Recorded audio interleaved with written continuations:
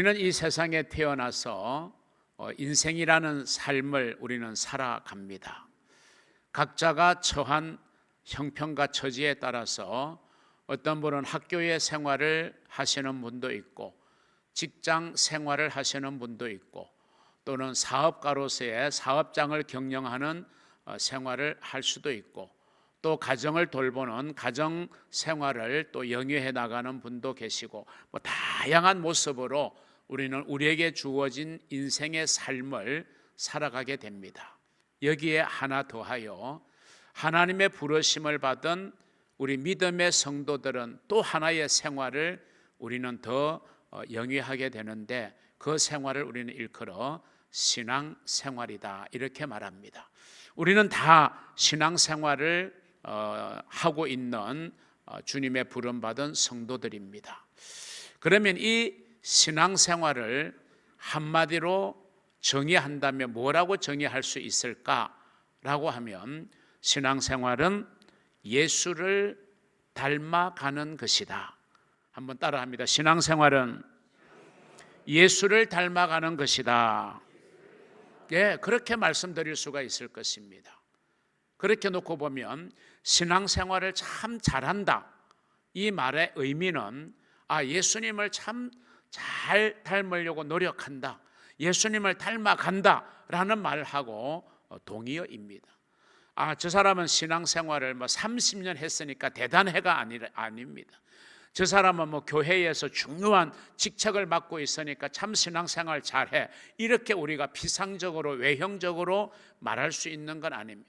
30년을 다녀도 신앙생활을 잘 못하는 사람이 있고 불과 수년을 다녔어도 신앙생활을 잘 하는 사람이 있어요. 왜? 신앙생활은 겉으로 드러나는 게 아니라 우리가 정말 예수를 닮아가는 것입니다. 그 예수를 닮은 모습이 내 삶 속에 그대로 나타나서 우리가 그리스도의 향기가 되고 우리가 그리스도의 편지가 되고 우리가 다른 사람들에게 예수의 선한 영향력을 끼치고 살면 그 사람이 신앙생활을 잘하는 것이다. 주님은 그렇게 인정하실 줄로 믿습니다. 신앙생활은 예수를 닮아가는 겁니다. 현대를 살아가는 사람은요 주로 내면보다는 외형을 담고자 합니다. 그래서 내가 좋아하는 연예인, 내 헤어스타일을 담는다든지 그리고 헤어스타일을 모방해서 한다든지 그 사람들이 입는 아주 그런 옷을 또 내가 사서 내가 입고 다니려고 한다든지 아니면 조금 더 돈을 투자해서 내가 누구의 눈을 좀 담고 싶어서 성형수술을 한다든지 요즘 사람들은 외형을 닮아가고자 하는 것에 상당한 관심이 많이 있어요. 근데 사실 여러분 외형을 담는다고 삶이 닮는 게 아니잖아요. 헤어스타일을 닮아간다고 해서 그 사람의 삶을 내가 담는 건 아니에요. 얼굴 윤곽이 아니면 얼굴 하나하나의 어떤 그런 지체가 담는다고 해서 그 사람의 삶을 내가 닮을 수 있는 건 아니에요. 이거는 담는 게 아니에요. 우리는 흉내내는 거예요. 헤어스타일이다. 또는 외형을 누구와 좀 닮게 만들어 달라고 하는 건 이거 흉내내는 거지 닮아가는 건 아니에요. 우리가 그리스도를 닮아가자고 할 때의 그 닮음은요 흉내가 아닙니다. 그냥 예수 믿는 사람 성도의 흉내를 내는 거 이게 아니에요. 신앙생활. 신앙생활은 흉내내는 게 아니라 닮아가는 것입니다.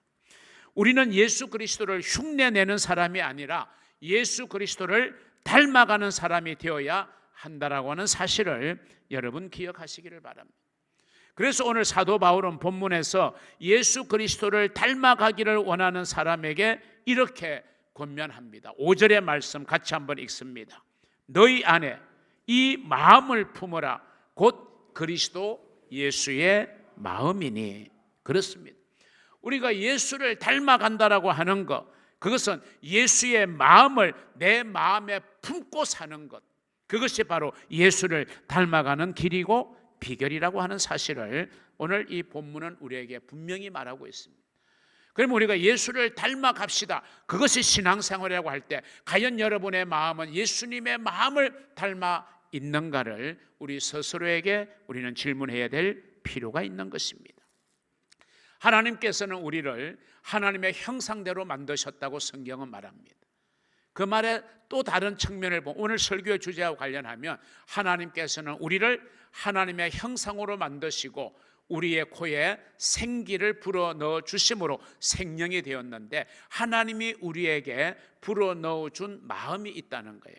하나님이 우리에게 주신 마음은 뭐냐? 본래 우리 인간의 마음은 깨끗하고 겸손하고 사랑이 넘치는 마음이었습니다. 그런데 그래서 우리는 그런 마음을 부여받았기 때문에 그런 마음을 가지고 우리는 하나님 사랑하고 이웃을 사랑하는 하나님 사랑과 이웃 사랑의 삶을 우리는 살아갈 수 있는 그런 존재로 우리는 지음을 받은 것입니다. 예수를 닮아가는 것, 이것이 우리가 신앙생활의 가장 핵심이라고 생각할 때, 그러면 오늘 이 예수를 닮기 위해서 우리는 어떻게 살아야 될까? 말씀을 여러분과 함께 나눕니다. 그 첫 번째는요, 오늘 본문은 분명히 말합니다. 예수의 마음을 우리의 마음에 품어야 우리가 예수님을 닮아갈 수 있다라고 하는 것입니다. 너희 안에 예수의 마음을 품어라 라고 하는 이 말씀의 의미는요, 예수의 영을 가지고 예수의 생각을 가지라고 말하고 있는 것입니다. 우리는 항상 예수의 영으로, 즉 성령으로 인도를 받고요, 그래서 예수의 생각을 가지고 우리는 살아가야 됩니다. 제가 처음 신앙생활 시작했던 중학교 또 고등학교 시절에 참 감명 있게 읽었던 신앙서적 하나가 있습니다. 그 당시에는 그 서적이 굉장히 선풍적인 그런 이제 파급이 되어졌는데요, 책 제목이 이거예요. 예수라면 어떻게 할 것인가.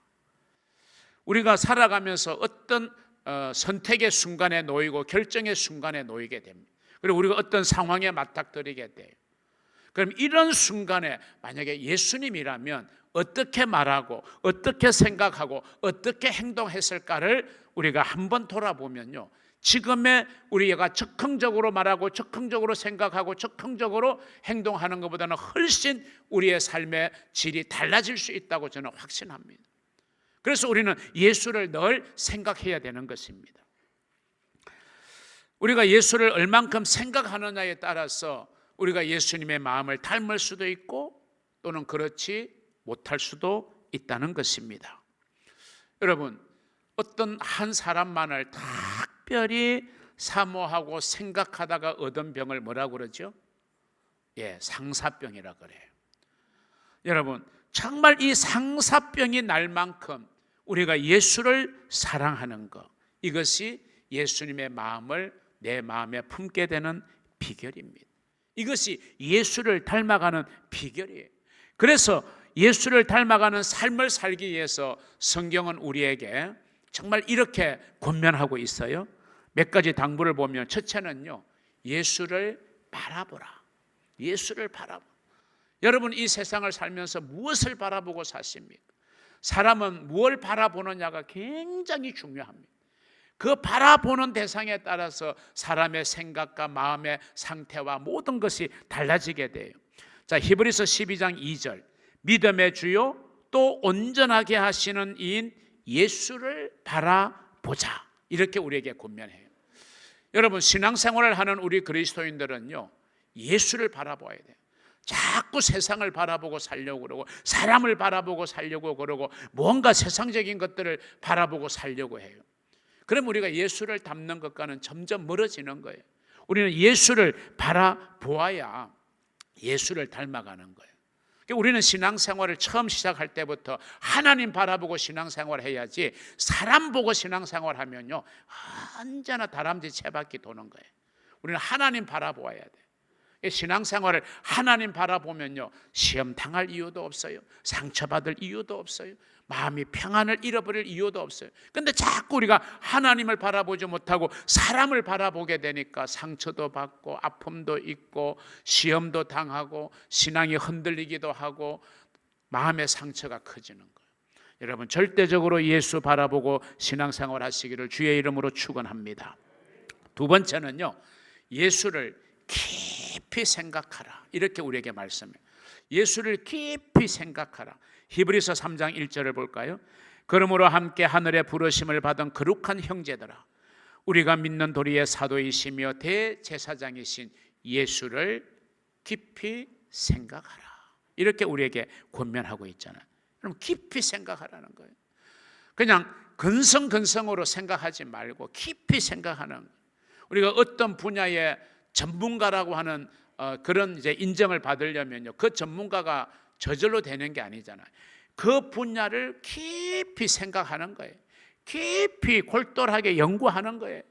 깊이 정보를 수집하고 그렇게 그런 과정을 거쳐야 그 분야의 전문가가 되는 거지, 어떤 분야의 전문가가 하루아침에 이루어지는 것도 아니고 태어날 때부터 타고나는 것도 아니에요. 우리가 무엇을 깊이 생각하느냐, 무엇을 골똘하게 생각하느냐에 따라서 우리는 그 분야의 전문가가 될 수 있는 것입니다. 그런 면에서 우리는 예수를 깊이 생각해야 우리가 예수를 닮아가는 거예요. 예수를 깊이 생각한다는 말은요, 사도 바울의 표현에 의하면 예수를 더 알아간다는 거예요. 나는 예수 그리스도를 아는 것이 가장 고상하다고 생각해서 그동안 중요하게 여겼던 모든 것들을 분토와 같이 여기고 나는 예수를 더 알기 원한다 그랬어요. 저와 여러분은 신앙생활이라고 하는 걸 하면 예수를 닮아가기를 원하면 우리는 예수를 더 알아가야 돼요. 예수를 아는 방법은 다른 게 있지 않습니다. 주님이 말씀하셨어요. 너희가 성경을 상고하거니와 이 성경이 내게 대하여 말하고 있다. 이렇게 말씀하셨죠. 여러분이 예수를 잘 알려면요, 성경을 대할 수밖에 없어요. 그래야 우리는 예수를 알게 돼요. 왜? 예수에 대하여 말하고 있는 게 성경인데 성경을 읽지 않고 어떻게 우리가 예수님을 더 잘 알 수 있겠어요? 깊이 생각할 수 있겠어요? 그러니까 우리가 주님의 말씀을 깊이 묵상하는 삶, 주님의 말씀을 늘 듣고 생각하고 가까이 하는 삶을 살아야 우리는 예수를 잘 알 수 있고, 그럴 때 우리는 예수를 닮아갈 수가 있는 줄로 믿으시기를 바랍니다. 세 번째 우리에게 당부하고 있습니다. 예수님의 발자취를 따라가라. 예수님의 발자취를 따라가라는 거예요. 베드로전서 2장 21절을 봅니다. 이를 위하여 너희가 부르심을 받았으니 그리스도도 너희를 위하여 고난을 받으사 너희에게 본을 끼쳐 그 자취를, 그 발자취를, 예수님이 걸어가신 그 사역의 발자취를 따라오게 하려 하셨느니라. 이렇게 말씀하셨어요. 우리가 신앙생활 한다는 것은요, 예수님을 따라가는 거예요. 예수님이 걸어가신 그 발자취, 그 예수님의 삶의 흔적을 우리가 본받아 가는 것입니다. 여러분, 자녀들은 학교에 보내서 교육이 시작되는 게 아니에요. 학교에 보내고 학원에 보내는 거는 지식을 쌓게 하는 거지, 요즘은 더더구나 옛날은 또 학교는 이 교사의 훈육이 있어가지고 정말 사람 만들게 되는데, 요즘은 뭐 학생 인권 이래가지고요, 말 한마디도 제대로 못해요. 꾸중도 못해요. 학생에게 금방 민원 들어가고 학부모가 항의 전화 오고, 이게 자녀를 잘 되게 하는 길이 아닌데도 불구하고 요즘 젊은 부모들이 너무너무 제 아이의 소중함만 생각하고 아이가 정상적으로 건전하게 잘 자라는 게 중요하지. 그런데 요즘 학교 교권은 완전히 땅에 떨어졌잖아요. 그냥 교사는 지식의 전달자에 불과한 거예요. 이게 우리나라의 지금 미래를 내다보면 이게 비극의 시작이고 비극의 단초입니다. 그럼 어차피 지금 사회적 상황이 학교에서는 제대로 된 인격 교육, 성품 교육이 이루어질 수가 없어요. 학생들. 그러면 그걸 어디서 학생들이 배우겠어요? 가정에서부터 시작하는 거예요. 여러분, 가정에서부터 여러분 자녀들의 인격과 성품이 잘 교육되어져야 돼요. 그래서 부모의 모습을 배우고 자라난다고 그러잖아요. 부모가 자녀들에게 보여지는 부모의 삶의 발자취, 삶의 흔적은 아무렇게나 하면서 자녀들이 잘 되기를 바라는 것은 그건 도둑놈 심보죠. 신명기 6장 4절에서 9절이 쉐마 아닙니까?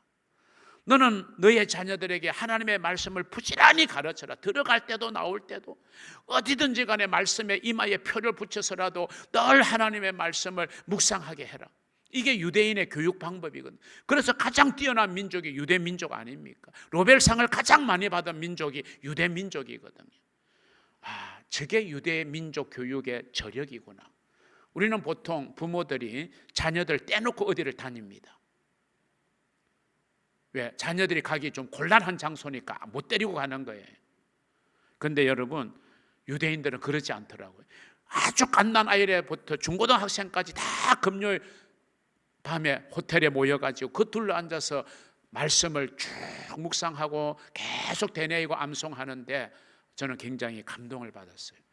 여러분, 부모님의 발자취를 자녀들은 따라가게 돼 있습니다. 그만큼 부모는요, 자녀에게 영향을 미치는 제1의 위치에 있는 사람이에요. 그래서 부모의 존재가 이만큼 중요한 거예요.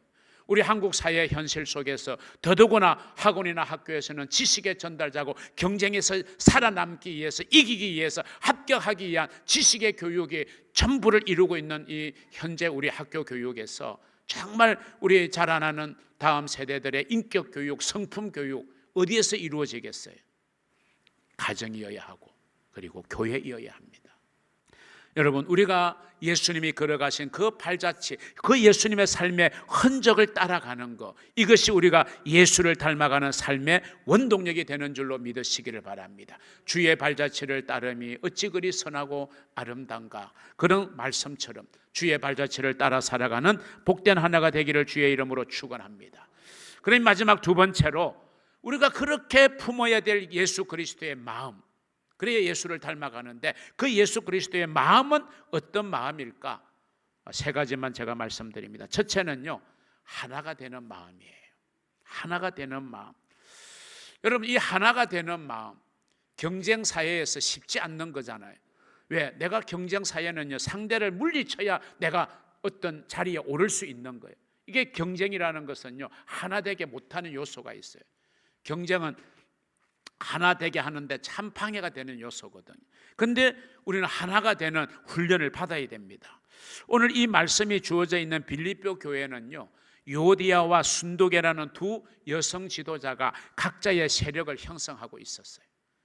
그걸 나쁘다고 말할 수는 없어요. 그렇죠? 인간 사회 속에서는 뭐 따르고 추종하는 사람들이 있으니까 나름대로 지도력을 가지고 그렇게 따르는 사람이 있는데, 문제는 이 두 세력이 협력하면 정말 시너지 효과가 나죠. 그런데 지금 빌립보 교회의 유오디아와 순도계 이 두 여성 지도자들은 전혀 한 마음으로 합해지지 않고 있다는 것입니다. 이게 지금 빌립보 교회의 큰 문제입니다. 그래서 그 소식을 로마 감옥에 있는 바울이 전해 듣고서는 빌립보서를 쓰면서 오늘 이 본문의 내용을 비롯해서 중요한 권면들이 나오잖아요. 뭐라고 권면합니까? 주 안에서 같은 마음을 품어라, 이렇게 권면하고 있어요. 자, 오늘 본문 이전 빌립보서 2장 2절을 같이 한번 읽어보십시다. 마음을 같이하여 같은 사랑을 가지고 뜻을 합하며 한 마음을 품어. 무슨 말이에요? 같은 마음 가지고 같은 사랑 가지고 같은 뜻을 가지고 하나 되어 살아가라. 여러분, 어떤 가정이 견고한 가정이고 좋은 가정입니까? 온 식구들이 하나 되는 가정 아닙니까? 어느 교회가 좋은 교회입니까? 온 성도들이 한마음 하나 되는 교회가, 그 교회가 진짜로 좋은 교회인 줄로 믿으시기를 바랍니다. 빌립보서 2장 3절에 보면요, 다툼이나 허영으로 일하는 것이라 그랬어요. 다툼이나 허영. 이 다툼은 이기적인 야망이에요. 내가 더 너보다 높아져야 되고 내가 너보다 더 잘 돼야 된다는 이기적인 욕심이 결국 다툼을 일으켜요. 허영은 뭐냐? 알맹이가 없이, 실속이 없이 그냥 그칠에만 자랑하는 거, 이게 허영이에요. 이런 면에서 다툼이나 허영이라는 이 요소는요, 우리 그리스도인들이 경계해야 될 무서운 적입니다. 다툼이나 허영으로 우리가 어떤 일을 하고 신앙생활을 하는 건요, 마치 모래 위에 집을 짓는 것과 같이 어리석은 일이 될 수가 있는 것입니다. 우리는 하나 되는 마음, 이게 주님의 마음이에요. 그러기 위해서 주님 뭐라고 그랬어요? 나는 마음이 온유하고 겸손하니 내게 와서 배우라 그랬잖아요. 온유라는 말은 자기를 다스리는 거고 겸손한 마음을 가져야 되는 거예요. 자, 빌립보서 2장 3절 하반절을 보면 오직 겸손한 마음으로 각각 자기보다 남을 낮게 여기고. 그런데 우리는 이 낮게라는 단어의 밑에 시옷을요 지어자로 바꿉니다. 남을 낮게 여기라. 이렇게 우리는 마음 먹고 살아요. 여러분이 낮게 여겨야 될 사람은 한 사람도 없습니다, 이 세상에. 여러분, 어떤 사람을 만나든지 그 사람이 힘없고 보잘것 없이 보여도 그 사람을 여러분이 존중해야 됩니다. 누구를 만나도 우리는 존중의 태도를 가지는 사람이 이 세상을 이길 수 있는 사람이지, 다른 사람들을 얕보는 사람은요 절대로 좋은 성공하는 사람이 될 수가 없어요. 여러분, 우리는 정말 자기보다 남을 낮게 여기고 존중하게 여기라는 거예요. 이런 마음이 없이는 우리가 하나 되기 어려운 거죠. 두 번째, 주님의 마음은 어떤 마음입니까? 남을 돌아보는 배려와 사랑의 마음입니다. 4절을 볼까요? 빌립보서 2장 4절. 각각 자기 일을 돌보분대로 또한 각각 다른 사람들의 일을 돌보아. 다른 사람들의 일을 돌보아 주는 것이 주님의 기쁨을 충만하게 하는 것이다, 이런 말씀이잖아요. 이 돌보아라고 하는 단어는요 아주 주의 깊게 남을 관찰하면서 뭐가 필요한지 정말 사랑을 가지고 그 사람의 필요를 채워주고 돌보아 주는 것을 의미하는 것입니다.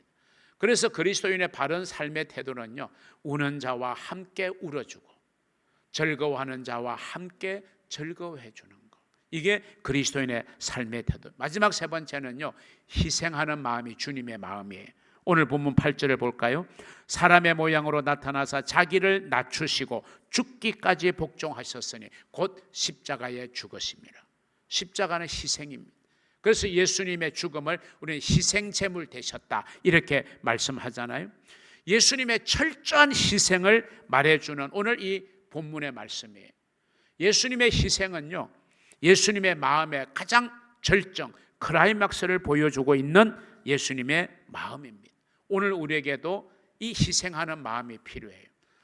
우리는 희생하는 마음을 정말 귀한 희생이라고 생각하잖아요. 우리가 부모님은 나를 낳아주셨기 때문에라도 내가 당연히 존경해야 되지만, 공경해야 되지만 그 부모님이 나를 위해서 평생을 헌신하셨잖아.